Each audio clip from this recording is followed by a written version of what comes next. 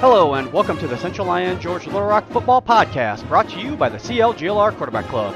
We're recording live from the Rock River Brewery in downtown Rock Rapids. Now, here are your hosts, former CLGLR head coach Toby Lorenzen, current offensive line coach Dwayne Postma, and current CLGLR head coach Curtis Eben. Back to pass is Zach. Now he's going to tuck. He's going to run. He's got room right up the middle of the field. Cuts to the outside. To the race to the corner. Will Zach get there? Yes, he will. Zach Lutler's got the touchdown. Welcome back to our bonus episode for Season 2. I'm your host, Curtis Eben. I'm in my 6th year as a head coach here at Central Lyon George Little Rock. Also with me, we're going to move over to Dwayne Postma. He's going to introduce himself. We're going to introduce our coaching staff in a round table, so that way you guys recognize their voice and can be heard a little bit more when we explain things. You know who's talking. So, my name is Dwayne Postma. I have been at Central Lyon for a really, really long time. I think this will be my 39th season. So it's been awesome. So next. I'm Travis Shipper. I'm the newest guy on the staff. I'm starting my 2nd season with CLGLR football, and even though it's my 2nd season, it's awesome. It is awesome to be a part of it. Mitch Lepkus, starting my 9th season here at Central Lyon George Little Rock. Grant Engel. I'm on my 6th year here at Central Lyon George Little Rock. Keith Van Beek. I'm on my 27th year. Jeff Cruz, I am on my 12th year. well, there we go. Now you can recognize the voices, the names and the voices. Again, another big part of our coaching staff is our junior high coaches, and those guys are Dale Jansma. He's over 20 years. Matt Deitch, he's got to be around 20. Kyler Huseman and Sam Cruz. So we have 4 junior high coaches, and they do a heck of a job down there at that lower level, and really, that's the foundation of any program from the junior high standpoint, and those guys do a nice job down there. So we're going to move in a little bit, talk about our upcoming season here, but we're going to start with our summer lifting and acceleration program that we implemented this spring. Coach Engel will kind of describe what we're doing and where it's going. Yeah, so starting the spring, we wanted to do something a little different, so we started making contacts with Avera because some of our kids were going up to Sioux Falls. They're doing a lot of the acceleration, so we communicated with Avera quite a bit to try to get a lifting program through them and also get this acceleration through them, and it all worked out, and we got all the things figured out, and so it actually went really well. This summer has been progressing really well. I think it's one of the better summers we've had, and we have a lot of coaches that are willing to put in the work and be there every day, and I'm very thankful for that. Coach Lupkus and Coach Shipper kind of ran the acceleration part that Avera presented, and they took a hold of that, and the kids really took a hold of the acceleration part. The lifting was through Avera as well, and again, it was a group of coaches that were up there every day, kind of pushing the kids, getting after it, and that's for the boys and that's for the girls, and so we've had a very successful summer. So it's been good. It's been a good agreement between Central Lyon George Little Rock and Avera. So it's been very. How many days a week do we lift, Coach Engel? 4 days a week we lift for the boys, and then 3 days a week for the girls. And we have 2 days each week for acceleration, and we get after it, which is good. I would agree. It's been a great summer. For the acceleration side, usually Tuesdays are more the conditioning side, then Thursdays are more plyometrics. So Tuesdays speed, conditioning, and Tuesdays a lot of footwork stuff, a lot of quickness. So yeah, it's been a lot of fun. It's been fun working with Avera, and it's just nice having that where we can reach out and they're always for sure. They're always available for us to get options or ideas off of. So yeah, I think I was really excited about the acceleration piece. We're the first ground acceleration that they've implemented in a school system.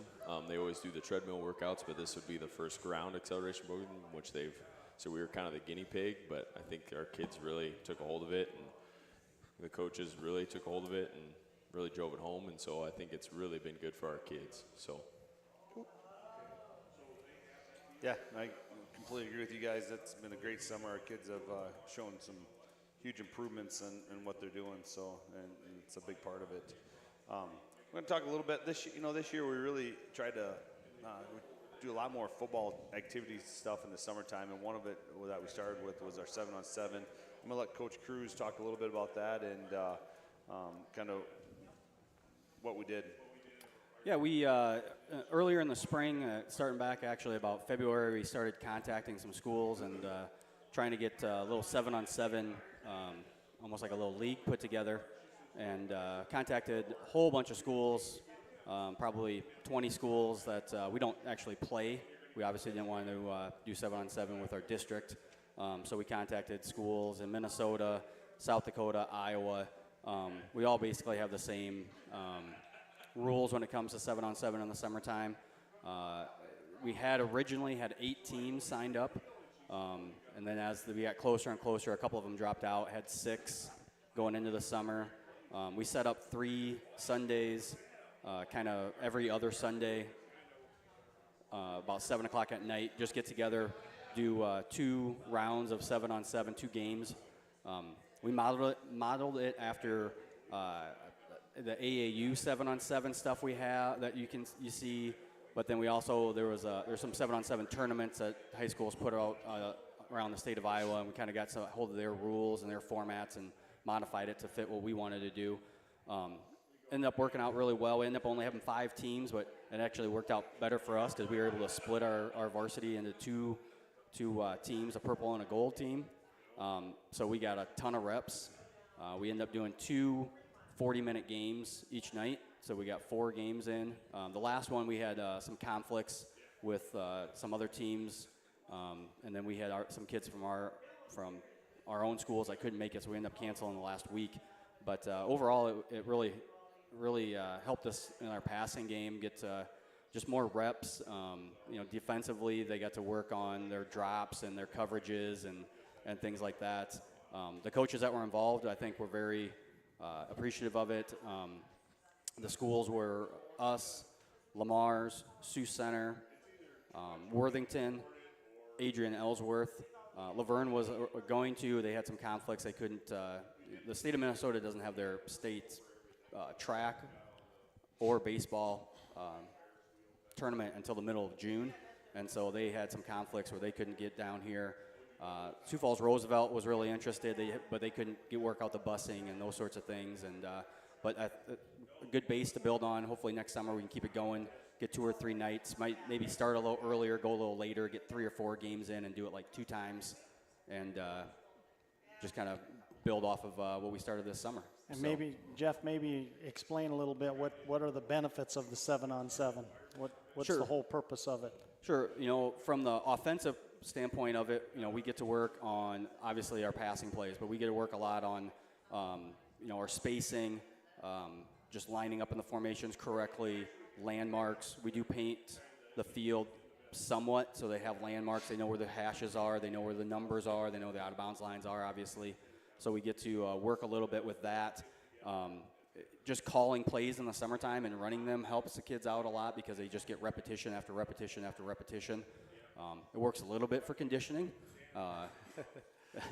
Not as much as we probably want as coaches, and probably too much when it comes to what the kids think, but it does a little bit there. But, the quarterbacks and wide receivers just get a ton of reps, and when it comes to throwing, especially a lot of the timing routes that we do, it's just reps. You got to rep it and rep it and rep it. And you can do it on air just running it, but that's not near the same as having a defender out there. And even you're not going to get hit, it's still there's somebody out there trying to knock the ball down, those sorts of things. So from the offensive standpoint, it's just about getting reps. And we talked, I tell the kids because the defense always cheats in 7-on-7 because they're always dropping. They cheat all the time. It's not just on 7-on-7. They're cheaters. They're always cheating. Their linebackers are always dropping before the snap. They start half yard or yard behind where they're supposed to. They don't take their read steps. So it's an offensive world, I guess. We just live in it, isn't it? Sure Yeah, you're right. Whatever the offense wants. You're right. So that doesn't give you a license to be cheaters. Just saying, you guys better score 42 points a game. So anyway, we just talk a lot about offense. It's about running the right route. It's about making the right decision. If the defenders are cheating on their drops a little bit, that's their prerogative. In a real game, we'll just run the ball down their throats. That's okay. But it's a lot of help, I think, with the timing and the chemistry of the wideouts and the wide receivers and the quarterbacks. So through the summer with our own 7-on-7 organized deal, and at SDSU with their 7-on-7, how many competitions did we have? Probably about 9 or 10 total, I think, is where we ended up.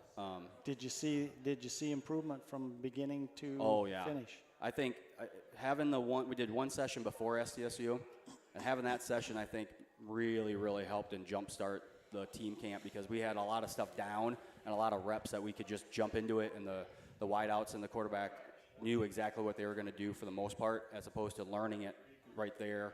And I think it really helped us. Defensively, Coach Lupkus, I'm sure you guys found some benefit in it as well. Well, yeah, we figured out our drops, and we figured out where we got to be and when we got to be there. But back in the 7-on-7 though, and our kids, it wasn't just like our varsity kids. It was every single kid. Yeah. Got tons of reps because we were actually running 2 teams on 7-on-7. Yeah, we had some of those kids did not have a break because some of them didn't have a sub. No. Because not everybody can make it every night, and it's obviously voluntary, so whoever can make it. But there was nights I think that the first night we got there, and we only had 6 guys for the second team on offense or defense, or one of the two, and we'd have to pull someone up from the first team or from the gold team to the purple team, and they took every single rep the entire night. So obviously getting reps is. I didn't come to ours on those Sunday evenings, but around the ones up at SDSU, the one thing that I would like to see, because it does not include the linemen, obviously. I think there needs to be some type of point system to make it, competition going against somebody else.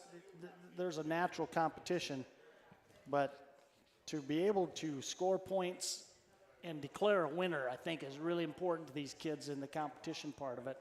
And I know that's something up in Brookings. I think they need to work on that because it gets to be a little bit of a chore to the kids after a while if there's no real reward for them to say that they beat a Minneapolis school or something like that, And that's how we ran ours in town here. We had officials. They didn't really call. They were out there to call fouls, but they were mainly out there to keep track of the score. You only had 4 seconds to throw the ball.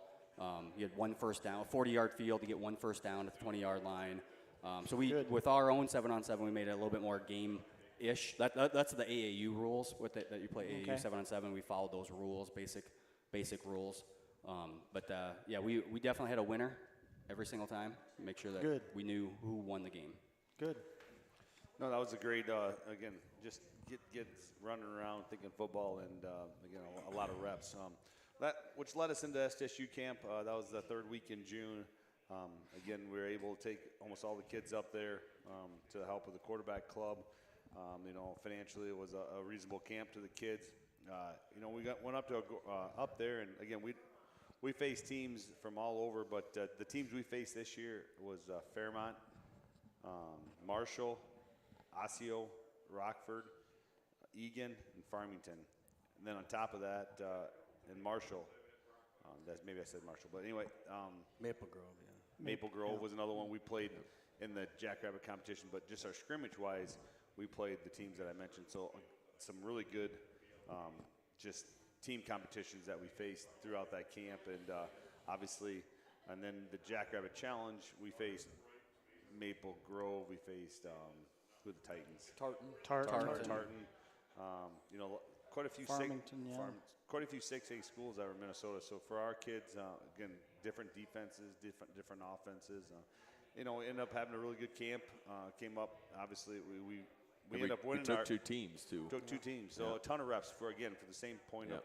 That was something that we've never done in the past, is taking 2 teams up to SDSU. We've always taken 1 team, and then we just kind of rotate. Well, this year we were fortunate enough to, include some sophomores with our juniors, seniors, and we took 2 teams up there, a purple and gold team. And then our purple team ended up winning their side of the competition. Yeah, we did. Oh, yeah. And dominated. Right. Really took care of business. Yeah, it did. And that was huge for those guys. It's a ton of reps, and then the gold team, those guys came in and had an extremely good camp, ended up making the Jackrabbit championship, and it comes down to a coin toss, and it's offense or defense in 5 yards, and Osseo got their 5 yards, so we got second at the team camp. And that fact, we played Osseo earlier that day in the S-Jack. Played them tough. I think we scored 3 times, they scored once. So again, overall, throughout the, I felt like we could hold our own against almost all teams. So, it's kind of fun with those camps. Number one for development for us, and then you have the team chemistry is a big part of living in the dorms. They at night they stay in the dorms and they sit there and hang out with their friends and meet a lot of other people from other schools, and they just kind of build that team chemistry, sit in the dorms, and then going out and competing the next throughout the days. And then prospects of our kids getting recruited from those colleges up there. I get to see our kids and see how they move and where they're at. So that's always fun too. So kind of a fun little story there with this, Curtis. It was during the Jackrabbit competition when our defense was in the midst of one of I believe we were out there for 14 consecutive plays, which is unheard of in that competition. I forget where the guy was from, one of these bigger schools. One of the assistant coaches, we got talking about who we were, where we were from. Yeah. I said, well, I told him, where we were from, and we're just east of Sioux Falls. I think when he heard me say Sioux Falls, he's like, oh, okay, you're a pretty big outfit. And then he asked me, how big's your school? And I said, well, we share with George Little Rock. Between the 2 schools, we've got between 300 and 325 kids. Oh, that's 325 per class. I said, no, that's our total enrollment between our high schools. And he looked at me and he said, you're telling me you got 325 kids and you're out here kicking the crap out of these dudes? And I said, that's us. That's right. I think that conversation happened a lot with us at the lower level too. Like our lower level guys were our purple squad was kicking some serious butt. We got the conversation of same thing, like, okay, how big's your school? And we would always tell them 325, 350, and they'd go, oh yeah, the class, oh yeah, decent size. Like, no, that's the total amount of kids. And they're like, are you kidding me? Like, because some of these schools just had an enormous amount of kids. And you get the feeling, and by saying that, we went up there and did well. We've got a long way to go, but we did well, and our kids represent themselves very, very well with that type of competition. They really like it, and it was fun. Yeah, it was awesome. Another great camp, and I think our kids, they're probably a little sore afterwards, but did an outstanding job throughout that camp. And then we had another opportunity that we set up in the spring with Gorman. We had a team camp up there, a one-day team camp, went up there, and really I thought played pretty well for 3/4 of the camp, and then thought the last little bit defensively we kind of let down. It's a little. We went offense, then we went to JV, then we went off defense, and then JV. Just rotated. And I think that downtime throughout the night kind of wore on our kids a little bit. But I tell you what, it was a good team camp. I thought we played extremely well at times, and just again getting out and exposing ourselves. And a shout out to Gorman for hospitality-wise, giving our kids pizza and drinks and cookies and everything else, and they had plenty of it, and they really took care of us.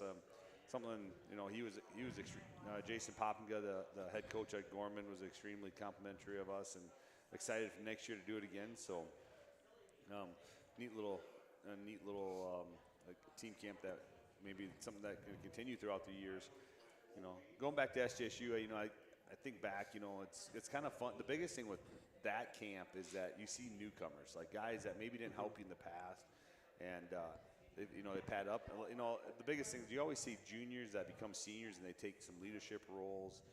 They kind of fill out, they kind of understand their bodies, and the next thing you know, they go up and they play tough football. You know, I think of like an Evan Kruger that came out at I thought Evan played an extremely good camp at SDSU, and it was really fun to see. You know, you got Caden Van Berkom that came back off of, broke his leg during the West Sioux game last year. Finally got him healthy and back running around. So you got a couple guys that, again, you expect things and you kind of know it, but it was really good to see him back running around and feeling good. Yeah, so you got to talk about Noah Hart though for that SDSU camp, because talk about a kid who was waiting to come back and put pads on. I don't remember the name of the team we were playing. They were not great, but Noah got the ball, I think, on a little swing pass or maybe just a bubble, and Noah lowered his shoulder into that kid's sternum. That kid was not ready to take a hit like Noah delivered. I think Noah had been waiting almost 18 to 24 months to put a shoulder into somebody. Noah just runs around with a smile on his face because he's running around out there. You know, and when you talk about Bill Gorman too, like Josh Elbert wasn't fully cleared for contact at SCSU, you know, so you saw that with Josh a little bit at O'Gorman. And, he had a lot of fun. You know, I'm going to kind of go back to like what Coach Eben was talking about earlier about the chemistry factor of like the SCSU and the team camp of being in the dorms. You know, because we actually made a change for our lifting where we were split. We're 4 days in George, 4 days in Central Lyon, and now we're 2 days together and we're 2 days apart. But I feel like after SCSU, you really start to see that chemistry even more in the weight room. Like these guys are really starting to like to be around each other, and that's where you start to see kind of the leadership taking shape. So it's just been fun to see. There's no doubt. It's been a great summer. Our guys, you just see a lot of. I feel like this summer the leadership alone has been improved tremendous from the standpoint of where we're at in the weight room and going through it. So. A little bit of an example of that too, Coach. It was at SDSU. We sort of transitioned at our center position, which is very, very key in this offense. Where we sort of transitioned Chase out of the position and a couple young guys into it, Gabe Schulte and Sam Christensen, and moved Chase to guard right during the camp, during a scrimmage actually, and he takes hold of that guard position. As I always tell our guys, a good center in our system should know all the positions, and he did. And Gabe moves in, doesn't know the communication things very well. So Chase right next to him, he just sort of takes over making the calls before the play. So you talk about developing leadership. Just kind of think about what Chase went through during that time to accept a position change and to take hold of it and really do a good job. The one thing I noticed with Chase then is you could watch him more just as an offensive lineman. Sometimes at the center position with the snapping, that's the big thing, you know. But man, oh man, he does a good job. He does a good job in his blocking aspect, where I noticed that a whole bunch more because I needed to watch it. So that was just an example of how a leadership can develop. Absolutely. And Chase is a good example. It's all those little things too that you develop as a team, and you see things before the season starts that you can do as you go through. So we're going to move on to our district for next season. It's the same as it was this year for us. Obviously, CLGLR, Cherokee, Okoboji, Sheldon, Unity, and West Lyon are within our district. We're going to talk a little bit about last year and talk about the big new change, or at least from the scheduling standpoint, is that there's no longer a ninth grade game or ninth grade team, essentially. Team, basically. Yeah. A lot of things. Last year, the conference ADs kind of came through and said, no more, there's some schools that struggle with having numbers, so they just filter on down. And so now it's called JVR.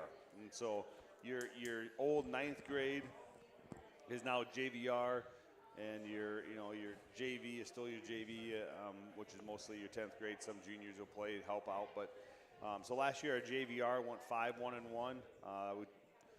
First game against West Sioux was rained out like a quarter into it. Our JV went 3-3-1. But again, just playing through injuries and JV is a team that doesn't practice hardly out throughout the entire week because they're up there making the varsity better, and so getting them to filter in and getting them reps, and then all of a sudden on Monday night going to play football, it's tough for those guys. We always say it's a lot of credit to those guys to make our varsity better, but they did a nice job last year. Obviously, and then our varsity went 7-4 last year, and we'll talk about our schedule with those guys down the road here. But a couple of things are, coaching changes or position-wise. Coach Gertis stepped down this past year. We absorbed his position within our own coaching staff. Coach Engel and Coach Chipper will remain doing their duties, and so it's and moving. Again, just coaching-wise, same type of thing that we're doing, except Coach Gertis has stepped down. Touchdown Club for 2022, or CLGLR Touchdown Clubs. We're going window stickers this year. We'll start selling those August 3rd. Again, our Touchdown Club is a big part of our football program in the fact that, again, we lower the price of our kids going to our camps, all camps. We try to get those guys, make sure we got food for them. They need everything they need to be successful. All the money goes back to our kids in some way. This year we were able to buy a new 2-man sled. It's called a tech sled. It's a little bit nicer sled than what we've had in the past. And we got a new 5-man sled, which is replacing our 7-man sled that we bought in '95, I believe. And I think we're going to hand that down to our junior high over in George and get that over there for those guys. They don't have a 7-man over there. So again, but all the donations that come in for our Touchdown Club go back to our kids in a lot of different ways. So again, our kids will be out, collecting money, and we have competitions with them, and kids get prizes back for some of that stuff. So it's a pretty cool deal. Preseason mini camps is Wednesday, August 3rd. We go mini camp the 3rd through the 5th, and then practice starts Monday, August 8th. We just go helmets the first 2 days, and we put shoulder pads on for 3 days, and we go full pads, which leads us into that Saturday. We have our inter-squad scrimmage at George. Starts at 9 a.m. on the field, August 13th. And then the following Friday, we have our scrimmage with Lamar's, and that will be at home this year, and that's a 7 o'clock start. And that's something that, again, all levels will play, and it's a setup to what we roll into. It's kind of nice because we have a home game, that first game of the year against Boynton Hall Rock Valley, and so that just rolls into it.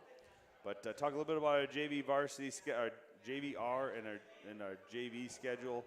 We start off with West Sioux, then we go MOC September 6th, Sioux Center, and then we got a JVR only September 15th versus Laverne, and that's at George. And then we go JV only that Monday versus Laverne, October 19th. And then we go September 19th. That's a typo on my part. Sorry, so September 19th, yeah. Then we go September 26th at West Lyon, Sheldon, and then the October 3rd is a split site. We have JV at Sheldon and JVR at Emmitsburg. So again, Sheldon wasn't able to fill a 9th grade schedule, so we got Emmitsburg to pick up that. That JVR with Emmitsburg is at George, right? It's not at Emmitsburg? No, it's at home here in town. It's in town? Okay. The JV will be at Sheldon. JVR will be home. Okay. And then the October 10th, Western Christian, and then we got Boynton Hall Rock Valley to finish out the year. So is the West Sioux game, is that 2 games? Yes, that's a 2-game one. That replaces the Lamar's game that we lost last year. Yep. But that will be JVR and JV. We have a full 8-game schedule for both JVR and JV, awesome. At least as of right now. Yeah, until something happens, but that's where we're at. So again, good review of a good schedule.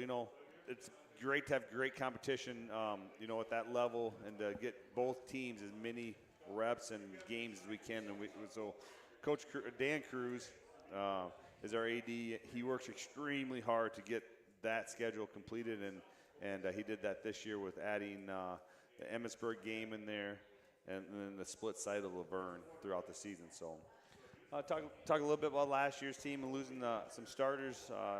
the starters we lost at graduation is Cooper Spees, Rex Van Wyde, Jay Schrick, Taylor Putnam, J.J. Vanergy, Lyle Moore, Cale Schulte, and Max Gruss. Again, great group of seniors that, a lot of years of experience within that. Just a shout out this Saturday, Lyle Moore plays in the Iowa Shrine Bowl.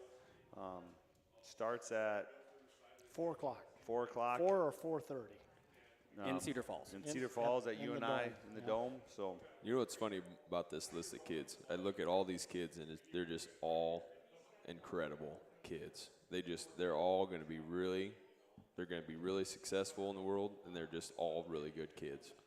there's no doubt. I saw Cooper a lot, seen Rex around. He's going to be heading out here. A lot of college football players. There's a lot of college football players in that group right there. That's a good group of boys. Typical Central Line George Little Rock kids.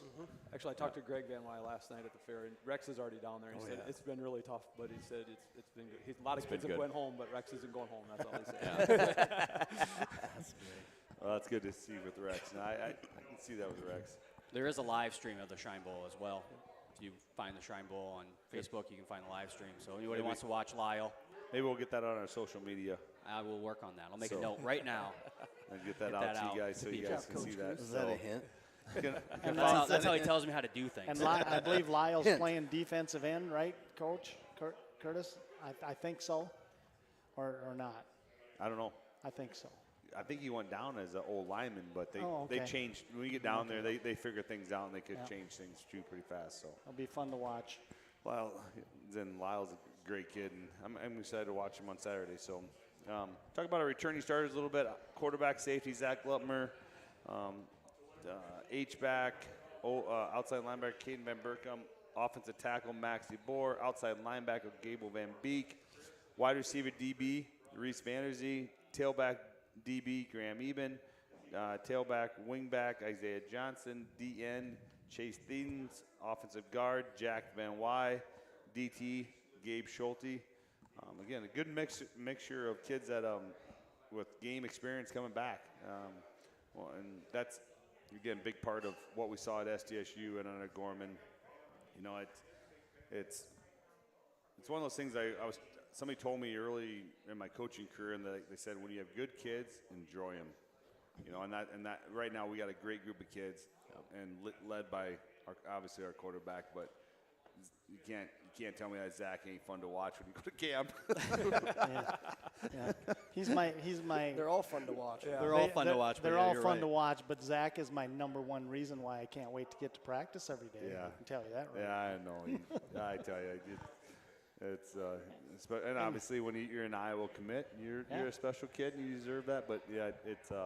And obviously we're not filling all of our positions, but what I'm excited about from a lineman standpoint is we've got definite positions to fill, but boy, oh boy, do we got good candidates to fill those positions, and that's exciting. And that bodes well for the next year as well, I might add. Yeah, no, I agree with you. That's the thing. We took a lot of reps at those camps, and we had a lot of guys playing, but we have a lot of positions that are still open to battle. Like that. Yeah. We talked about just the center position alone. We already made one change there. But you can go throughout our, kids still need to battle. That's, throughout fall camp. Yeah, there's no position set in stone at no means. No. I mean, you got to earn your spot still. Yeah, whether if you're a starter or whatever, you got to earn your spot. Yep. Saw some good things, some kids that, even played in the purple team that we go back and watch tape and you're like, wow, those guys are making strides and getting better and where they're at. And so, it's, again, we put teams together, and the fact of trying to get two teams together, but now when we get to fall camp, that stuff all goes aside. We put the best 11 on the field. So. Well, Coach Postman and I went to the lineman challenge, and our kids did extremely Very well. They lined them up by age and weight, but I'm telling you, all of our kids were in the end. And this is the finals. This is one-on-one, Right. mano-a-mano stuff, 10 through 12. Yeah, they guys dictate what the tech is and all that. Our kids latched onto it and did extremely well. Yeah. It was fun to watch. Yeah, it was really cool. It was good to get those reports when we were doing 7-on-7, and then had these lineman coaches come back and be like, oh yeah, so and so, yeah, he made it to the finals, and so no, he didn't make it, but that's because our own guy beat him in the semifinals. Yeah. And That happened a lot, by the way. it's like he could only not make it all the way because we beat ourselves in the quarterfinals. Otherwise, we could have had 2 finalists in this group and that group and both sides of the ball, all age levels. It was fun. From a line standpoint, offensively, this will easily be the most competitive.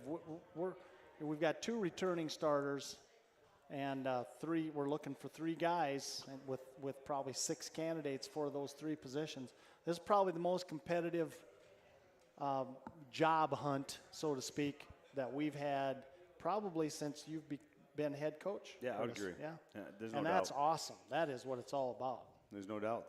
There's a lot of talent on our line right now, and And guys lots of numbers. We have Yeah. great it's all about we do. bodies. You know, It is. definitely about bodies.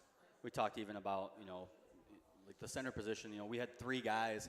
We were Yeah. talking about only having a couple guys for some positions or 1 guy for one position. In the center position, we ended up rotating someone from the purple team to come up and take some reps just so we could. And actually, I think we did a guard or tackle too, just to get those guys some reps versus some different competition and working with other guys. It gives us the luxury of moving a Chase Thedens to Yeah. guard because we've still got 2 really good candidates for that center job. It's fun. It's good stuff. Along with that, you still have, you may remember Josh Albert last year didn't play. Nope. So he automatically comes to the depth chart.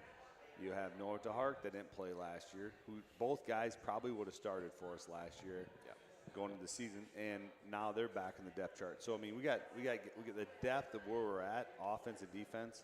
It's a big deal. But as we went to the Rock Valley game last year, we thought we had depth. We thought we had depth too, and within 3 plays we were scrambling. So you got to have that. You got to have that, and 3 plays when we're down to our 4th guy in the corner already. Yeah, exactly. So it doesn't. Yeah, exactly. It doesn't take long. And of course, obviously Albert and Terhart. It's unfortunate that they had the year last year of getting hurt, but also Reese Vanders, he got thrown to the wolves probably there, playing safety. But now his experience level has just carried him so much, and I think we're seeing that now, just kind of through the summer stuff. He's, so. Yeah, Reese was a big surprise for me at SSU in camp, and just not that I didn't know he couldn't do the things he did, but it's the way he handled himself, especially at wide receiver, and he did everything right. He did everything right. At wide receiver. That's the part that's like. And there wasn't a playoff. It didn't hurt that the quarterback did everything pretty well, too. I'm talking blocking. He's talking blocking. I guarantee you. Blocking. Okay. We got a block for the running back, Okay. I still need. Do you know anything about blocking? There's some of those. What I'm trying to tell you is there's some of those passes. No, nothing against Reese, but there's some of those passes I could have caught too. I want to see. Well, you got pretty good hands. Let's though. do that. Let's dial. Just saying. Let's Let's dial. do Let's it, dial do it it. up. Let's dial it up. I can do it. Back shoulder. You know, Do it with Over the the back shoulder. Over the shoulder. Don't you worry about me. I can do it. Let's see I Dewey just can't catch a do it pass real with fast. Josh Albert in his face. How about that? If you're into watching a little slow motion, you just watch it happen.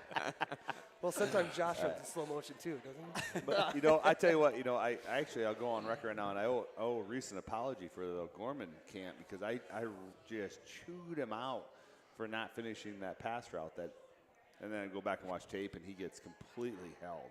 The guy grabs his jersey and about pulls him down, but I thought he slowed down.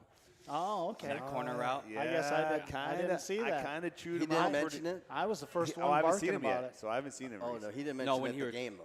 No, See?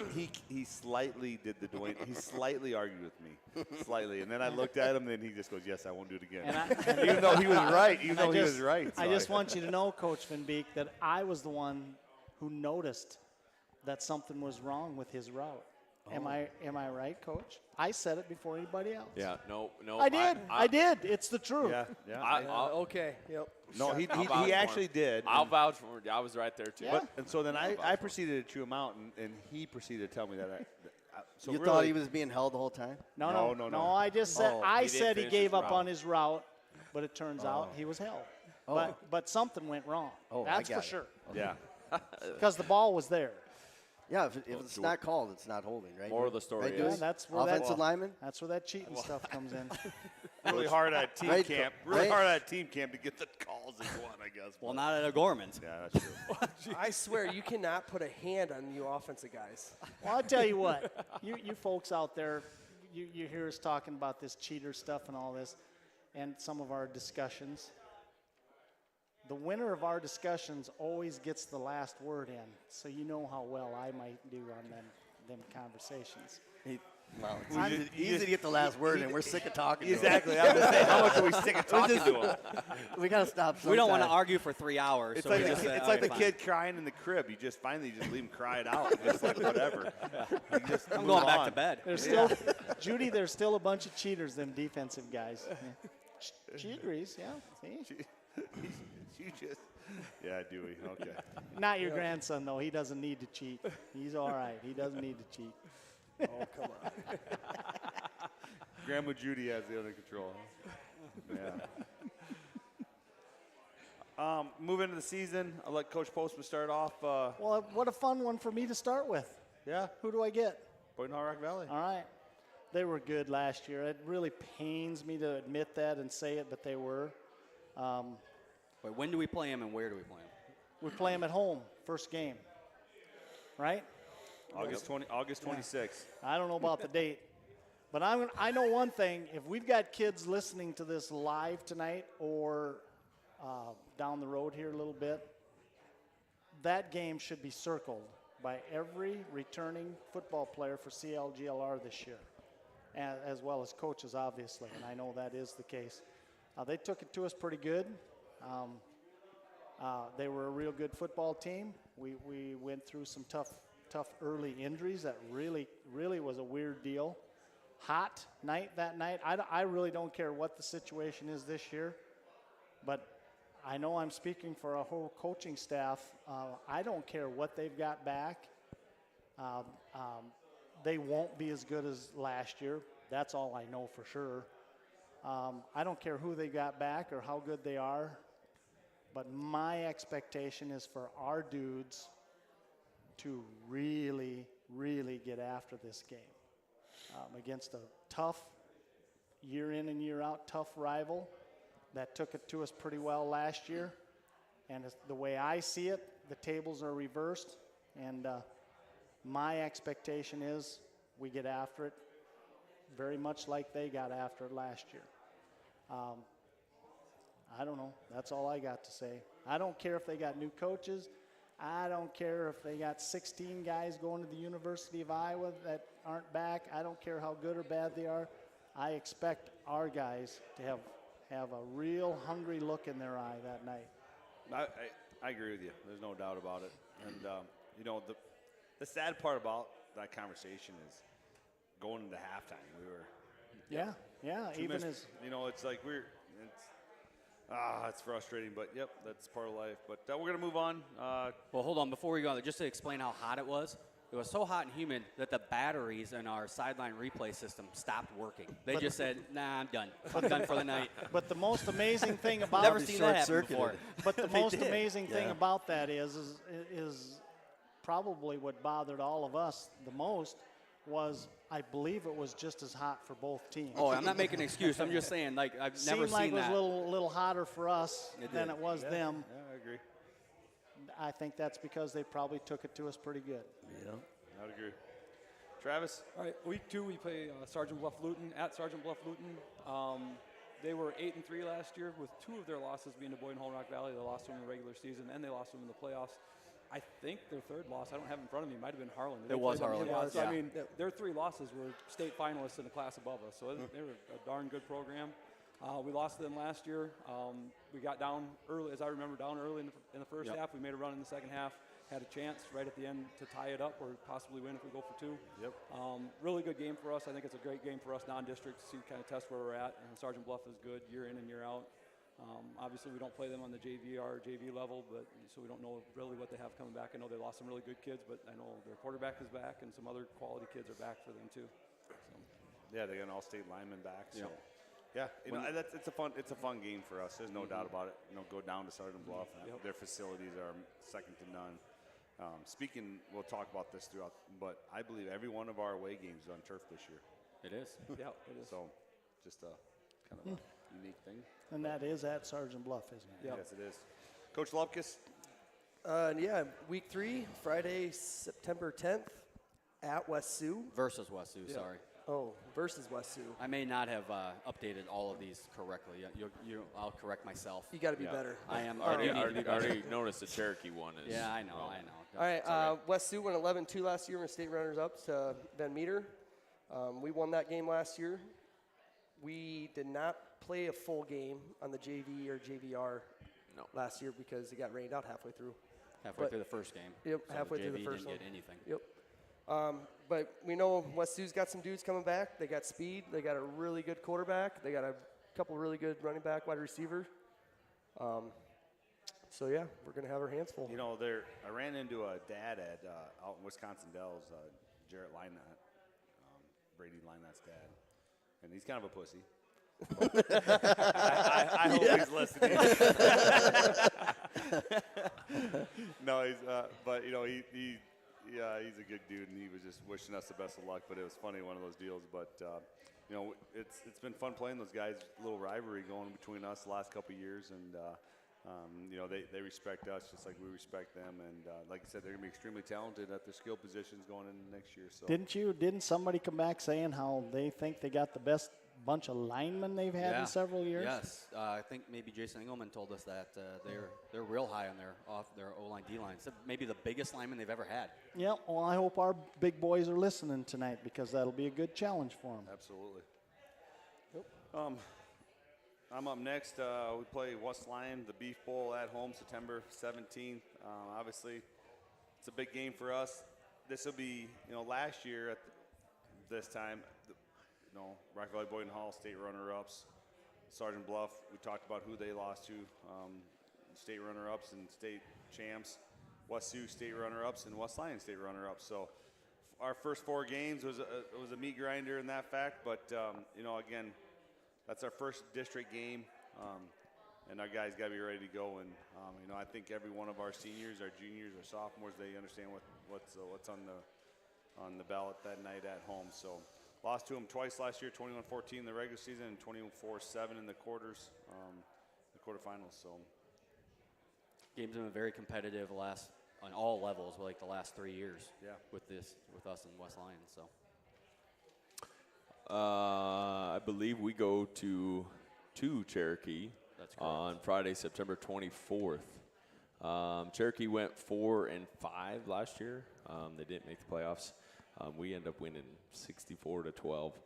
And we don't play them at the JV or JVR level. And so, as Coach Shipper said last year when we played him, he says, "Don't worry about this team." So, I don't know much about Cherokee this year, so I'll let Coach Shipper, if he wants to chip in on this, he sure can. Don't worry about this team.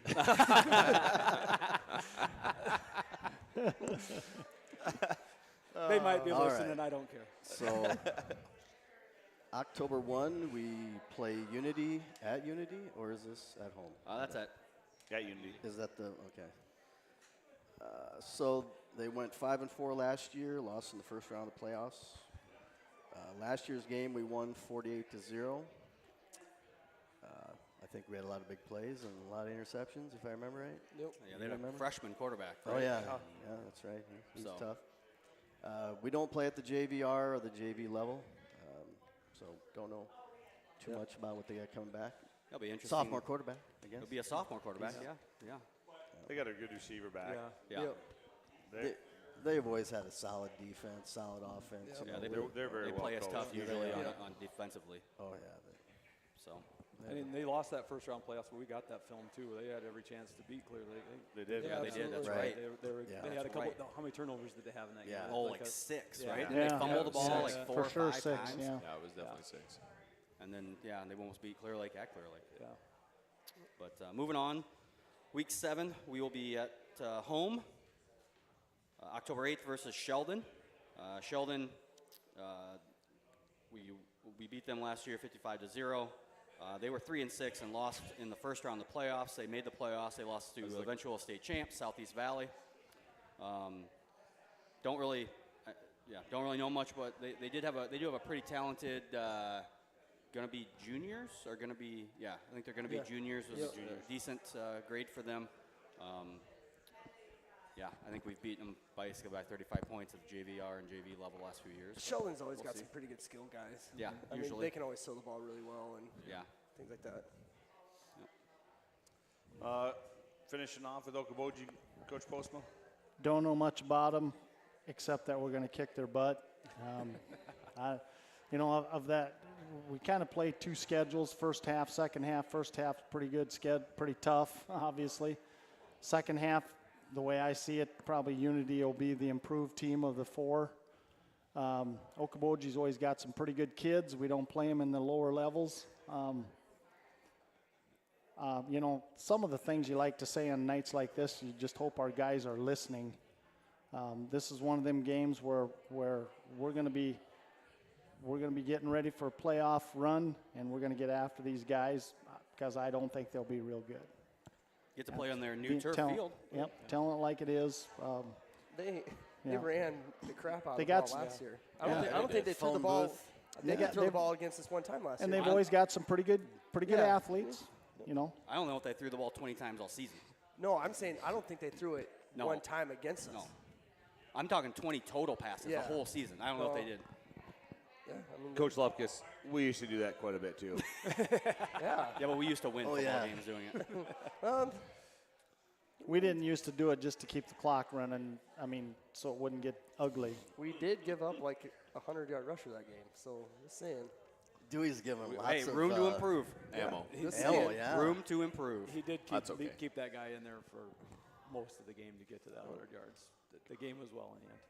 Yeah. Well, That's a good still point. gave up a 100-yard rusher. That is so that is a not very good enough, point. is it, Keith? No, Yep. stats are stats, right? When you look back in 10 years, all it's going to say, 100 yards rushing. It's not going to say you got him against our sophomores. It's going to You say think it's 45 to 14. Yeah, I was pretty sure it's going to say 45 to 14. It ain't going to be an asterisk behind He it. can have right. 300 That's the best yards stat rushing right if there, we Travis. win, I don't care. You guys can sit here and get Good fat with the P then golly. and say it's okay to give up 100-yard rushers. Hey, I'm with you. right. I finally agreed with the defensive coach. We got to make him throw the ball, right, Lupkus? Yep. We got to make him throw the ball. We didn't do it very good last year because they didn't throw the ball. I know. Step on your own bomb. I don't care. 100 yards on 60 plays. Still give 100 yards. We don't care. Give 100 yards. Fat with the P. You guys are getting fat with the P. Finish off the season. First round is October 22nd. Second round is October 29th. The quarters are October 5th, and the semis the 13th, and the state championship is November 19th. So kind of finish off the rest of the calendar there. But So, Coach, yep. we haven't even really talked about this as a staff. On a scale of 1 to 10, where are our expectations of this team? Once again, I hope our guys are listening to this. Obviously, I think our expectations, which have been all summer long going into the fall, is gonna be anything short of what we want it to be is going to be a disappointment, and that's. I think our guys know that. We've preached it. They know it. We got a group of guys that know how to win. Starting at the top, they got to carry that on. And they look at last season as some of the things that happened throughout that season to improve on this year. So, that's a big thing for us as a coaching staff and as community and everything else. It's not that we failed last year, but we didn't get to where we wanted to be.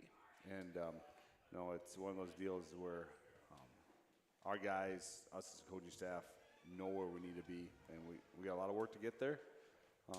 We've had a good summer to prepare for that process to start, but yeah, the other side of things. How are you not excited about it? Yeah. And that thing, I think our guys are excited. Like, there is no doubt about it.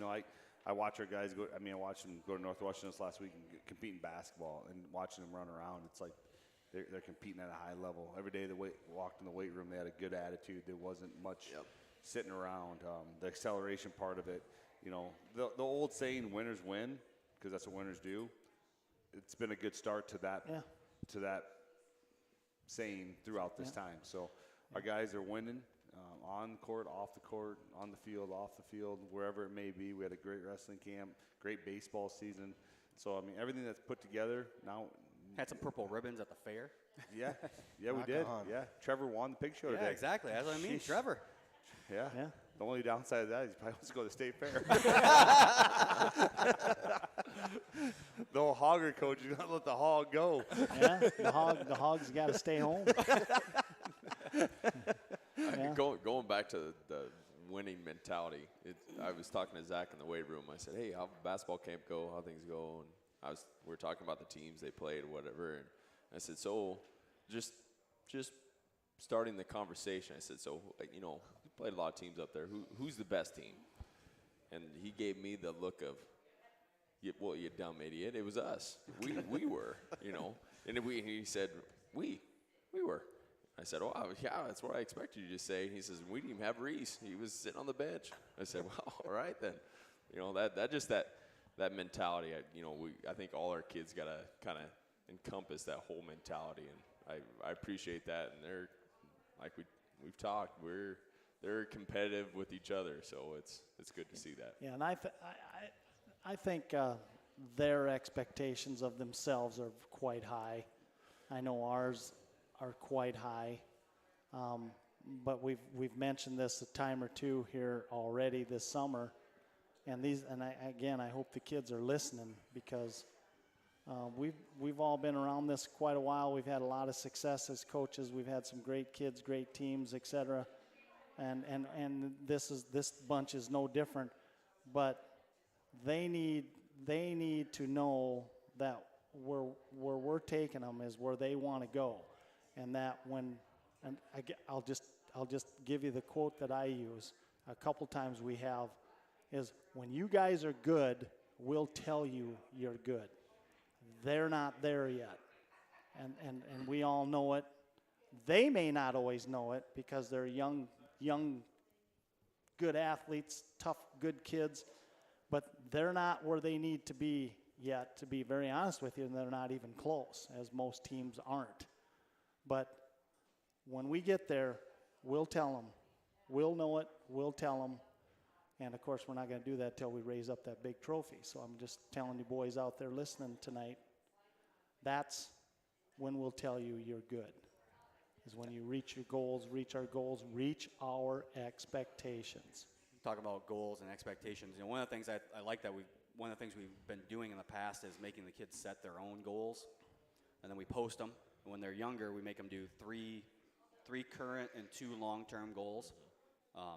And they have to do that as 9th graders. They do it as 10th graders, and then the varsity does just the current season goals. But this group, both of these groups of juniors and seniors, for 2 years in a row, I've had very, very high long-term goals, and talking about them knowing what their expectations are. I think they're well aware, and we're well aware of where we need to be at the end of the season to consider it. It's probably on us on a daily basis to remind them what it takes to get there. I think. Yeah, to set the expectations is one thing, or to have the aspirations to attain those goals. But what are you going to do to get there? Yeah. And that's a part of And I listened to Coach Blatt, Todd Blatt, the son of Kurt Blatt from Harlan, this last week on this podcast, and this Matt Lautner asked him. He goes, "What's the difference between your guys' program and everybody else's, and why do you win state championships like you do?" And his basically what he said, he goes, our attention to small details is better than anybody else. Meaning that there's nothing that slides by them that is not a detail. Must overanalyze things, then, is what they do. He's not an engineer. But anyway. Right, Dewey? They analyze it to the perfect level. They're not engineer. They don't go above and beyond. Don't overanalyze. They must analyze it just right. Just right. Always. The perfect analyzation. But that is the first response he gave, is you guys are buying little into things. And so that, again, for us, that's a very great reminder as our coaching staff, and I feel like we're pretty good at it, but to improve on that aspect of it, hold our kids accountable to a higher standard throughout practice and everything else that we do. And so it's been just part of the process, I guess. Talking a little bit, tomorrow we have our Central Lyon Booster Club golf tournament. Still looking for a couple teams. We're still a couple teams short, so we will all be there, I think. 6 of us at least are golfing. I'm going, but I ain't golfing. Well, okay, so 7 of So us. Coach Postman's gonna be driving around with a boom right. box. I don't know boom about box that. in the back of his golf cart. I don't know about playing that either, Oh, country. Old school country. but little Hank Williams. Hank So- Williams there we go. Jr. So if you So- want to come out to the golf course 80s tomorrow country. Let's and get me listen and to Hank Me and and my Merle. rowdy friends have settled bet. down, that He type can of thing. catch So- a back shoulder does that- fade over one of our corners, but he can't golf. He can't golf. I can Hey, golf. I are you- just haven't done it for a Well, long why time. aren't you golfing? And I don't want to lose to you. That's the main reason. Thank you. That's all you need to say. Hey, are you gonna have any beer on this golf cart you're gonna drive around, or are you gonna be our golf cart girl, or? I'll answer your question. Depends on what kind of beer they got. But yeah, no, Central Line Booster Club putting on their second annual golf tournament fundraiser.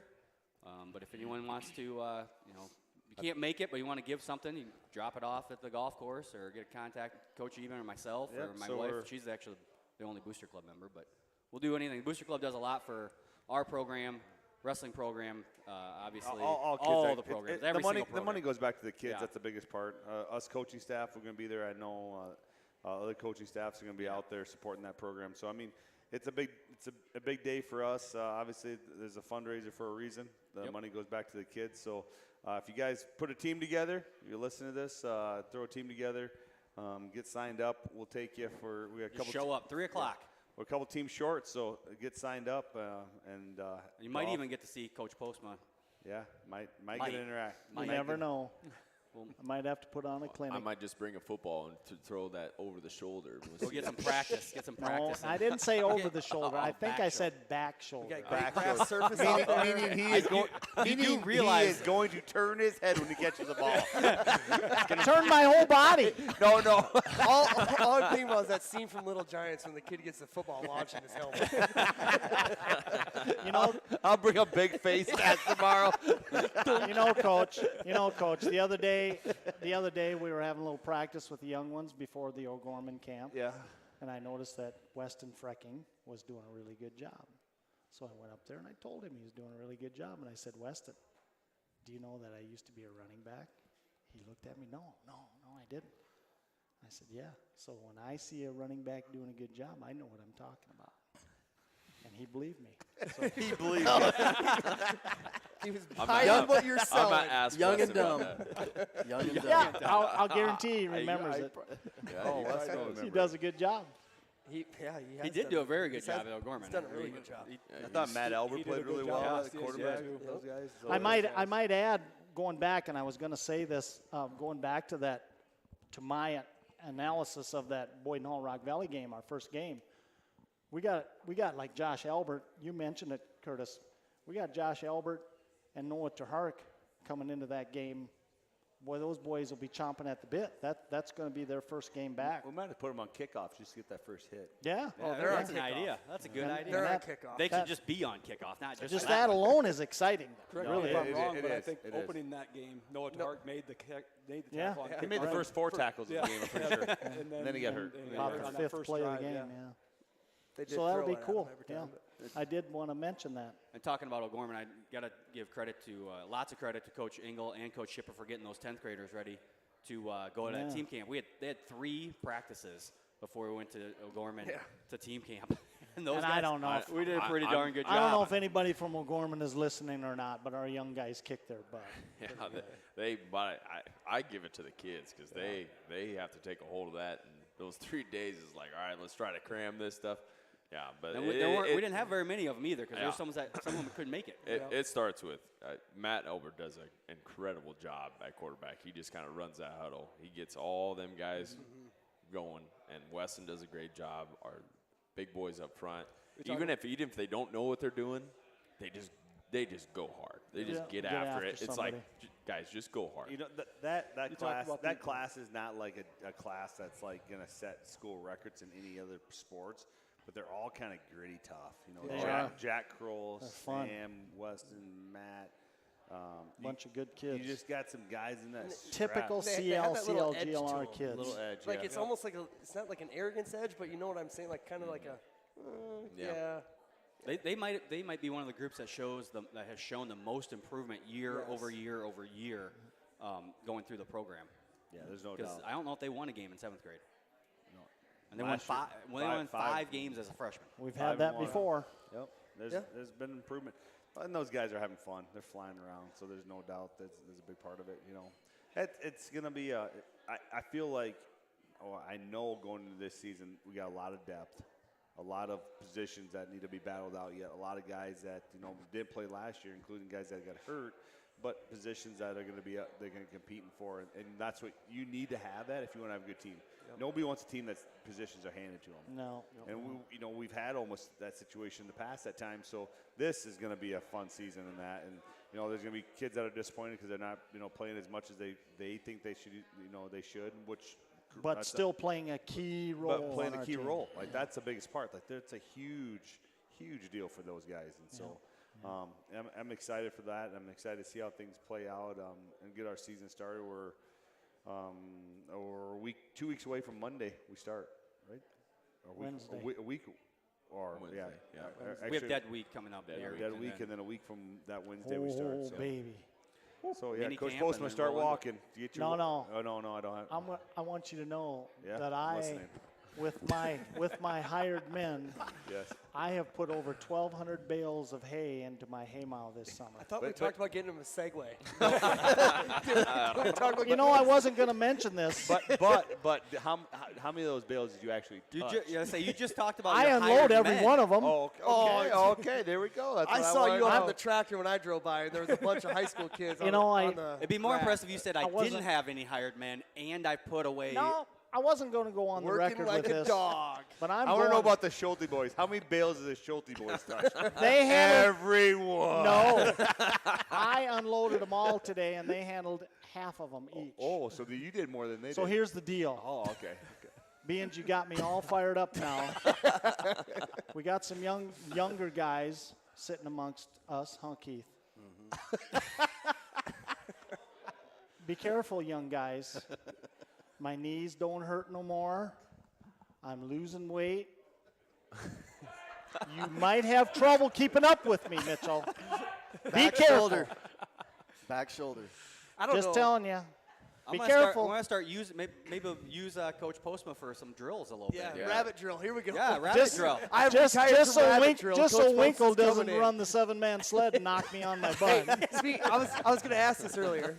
So this is we got a new sled. Yes, I like This it. is your third. It's a 5-man. Yeah, but this is your third sled. Yes, it is. So far in your career. Yes, Hey, it is. you won't. You You have won't. outlasted 2 of those things. Yeah.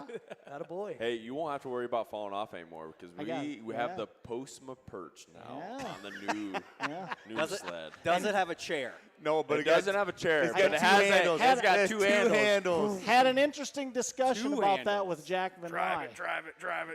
Jack put it together. We're talking about the new sled, and I called it a 7-man sled, and Jack said, no, Coach, it's a 5-man sled. And I said, yeah, that's right, Jack. So that's 2 less guys to move me around. But the good news is that I'm losing weight. So there will be less of me to move around. Well, Jack thought that was actually kind of funny. But I'll just make him go a little bit further maybe or something like that. Jack counted up to 5, huh? Has new That's paint. good. Has new paint on the bottom. She's gonna be sliding for a while. Yeah, until we wear that paint Yeah, off. and then it might slow Jack, down. I'm looking at his dad over here. Jack and I, we think alike. Oh boy. Makes a lot of sense. Yeah, they're scared. Everything They're is scared. coming That together now. scares these guys, but that's a good thing. That's a good thing. Yeah.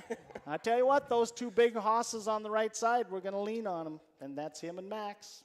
We're gonna lean on them. Yeah, it's gonna be a good right side. That's Maybe right. we should move the It's perch exciting. to the right side. Can we move the perch? Can we move it over? Wait, actually, Is it a you know what? portable Postma perch? Portable. You guys are all laughing, but it is portable. You can move it. You can Oh move it my from one side to goodness. the. Yeah, We can you put it in the move B gap. Oh. Yeah, All you can right, move it. all right. Guys, we've I'll sat here and I'll talked make about Postma's perch for here. about I'll make 12 Jack minutes move now. it right in front of where he's gonna be. But the good news is I'm losing weight, less of me to move. Yeah, That's good. that's the most important part. Yeah. Even we had a 7-man though. We only had 5 guys on it. So No, the last few we years. tried to get 7 on Oh, it. you did? yeah. Okay. Except one day Winkle went all by himself. Caught me off guard. No perch. I'm rolling on my back. Thank God it didn't get on video. Oh, it was terrible. By the way, Terrible. I was gonna. I'll make the joke now, but I was gonna. When you're talking about back shoulder throw, I thought maybe you're gonna catch it on your shoulder while you're laying on your back, No. trying to turn around. I'll move my feet right. Okay. Don't worry. You do realize over might the need shoulder is easier than a back shoulder. I used to do when I was a running back. Yeah. I did it once. 28 power pass. I did it 28 once. power pass. I did it once when I scored a touchdown. I gave it a little Heisman pose. Oh, nice. There you go. I can do it. Who threw it to you? No, it was a running play. Oh, I thought you were talking about the back shoulder pass. No, I was a Uh-oh. fullback. No, I know. I thought you were talking about. I caught catching. 3 passes in my career as a fullback. That's Coach Null's fault. He would not throw it to me. That one either with Tom Roach in the backfield. I was going to say, dude, you got Jarvis and Tom. How did you even carry the ball? To be honest with you, I think I caught more passes than they did. But they did run it a little bit more, yeah. It's like now you're starting to sound like a wideout. They didn't throw me the ball enough. You know, there's 2 things that to finish off here, but number one is so Gable and Caden will be 2 3-year starter linebackers for us. I'm a little nervous about Gable this year because I think the guy welds like 14 hours a day. So I'm a little concerned about his eye vision coming down. Well, the who's road. got control of that, for heaven's sakes? I'm a little worried. As long as he doesn't get arc eye, we're fine. Yeah, no arc eye allowed. Does he have good eye protection? Does he have good eye protection? Okay, we're good.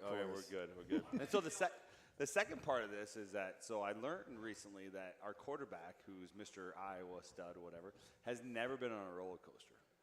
What? No. So guess what we're doing next week? Arnold's Park. No, we're going to Valley Fair. Oh! Does Mom and Dad know this yet? Puke. Hey, Put him on the puker. does he need Miles to sit next to him Yeah, on a roller they- coaster? Hold his hand. No, he needs Renly, your daughter. I can't ain't holding hands with my daughter. Get the 1-year-old out there. That'll be good. So yeah, he's never Tell been him on- not to Get eat your, anything. keep your phone handy. You might have to Yeah, he's videotape never- something. So I'm really, you know. Do they have one of those pictures? Do they take Oh, a picture? Yeah. Oh, yeah. Oh, you got to buy that one. You imagine the line that's going to get up there and he's seen that thing go straight up. I'm So excited. he I took would he love took nothing my But anyway, let's listen to Coach Engel because this is actually a really funny story. so he took my class in May term, and we're shingling the house, and so he didn't tell me he was scared to go on the roof, and so I give him credit. He kind of toughed it out, and the Skyjack took him up, and he got on the roof. So he's scared of heights. He's terrified of heights. Okay. So he got on the ridge, and his feet like moved a centimeter each step, all the way down. And Graham is literally halfway down the roof, and he is rolling on the roof because he's like, "Look at him! He can't even move."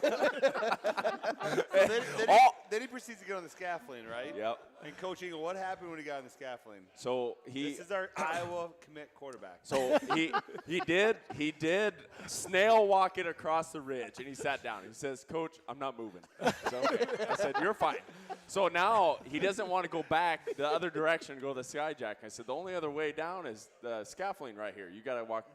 He's like, "I got to walk all the way to scaffolding." I said, "Yeah." I said, so he walked down, snailing all the way down to the edge, and he says, I can't do it. I can't do it." And I said, "Okay, well, I'll go down the scaffolding, grab my hand, I'll Did you walk." get this on video? Yes, it is. But Graham did. Graham. So he got on the top of the scaffolding. So now he's got to crawl on the side and grab a hold and go take the ladder down. We're on top of the scaffolding. I said, "Well, now you kind of gotta get on your knees. You gotta kind of swing your leg." He says, "I gotta do what?" I said, "Coach, I can't do that." I said, "Well, I'm right here. I'll grab you, whatever." He says, "I can't do it." He's like.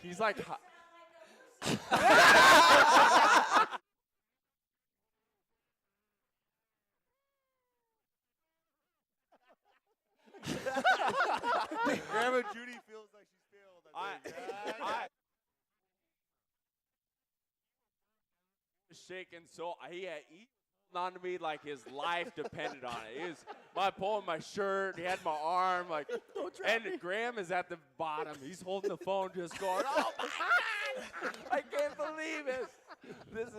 He kept saying, this is our stud quarterback. Here he is, folks." He was just in the. I love it. He gets down, and it's just like. So you didn't have to call Mark in. You better take him on the kiddie rides to start. Yeah, You better work up to this. You better get him No, on the, you just on the got to little dive kiddie- in because if you do a kiddie ride and he gets scared, you're never getting him all the time.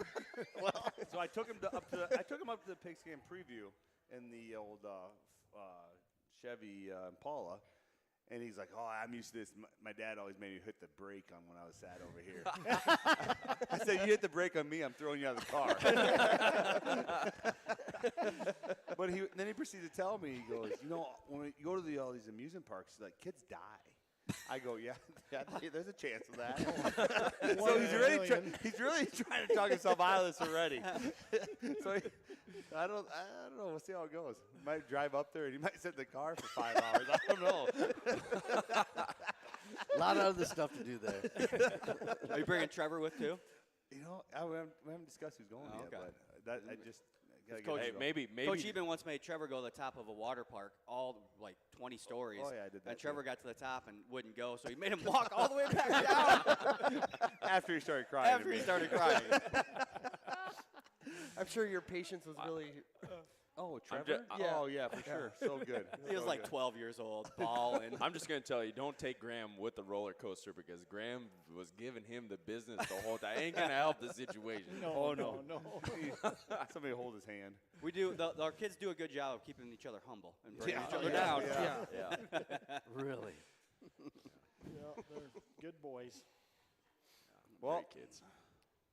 a couple weeks away, so it's Let's a great, go Lions. Great podcast. Appreciate you guys coming out tonight. Thanks to the families that came out. A shout out to Coach Jager over there, who does our painting of our fields. Does an extremely good job.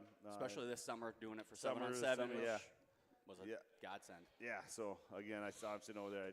Big shout out to Coach Jager and what he does for our program. So Thanks to Dan for letting us host another podcast episode here.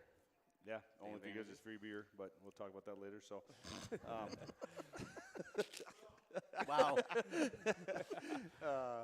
No, good stuff. But I appreciate everything. Thanks, guys, and look see you- forward to next season. See you week 1. All right. Thanks for listening, everyone, and remember to subscribe to our podcast so you don't miss an episode. As a reminder, our 2022 Touchdown Club sales will start on Wednesday, August 3rd, and you can purchase a membership from any football player or just contact a coach, and we'll make sure you get a form. Our season will start at home versus Boyden Hall Rock Valley on Friday, August 6th. We hope to see you all there in the stands for another great year of CLGLR football.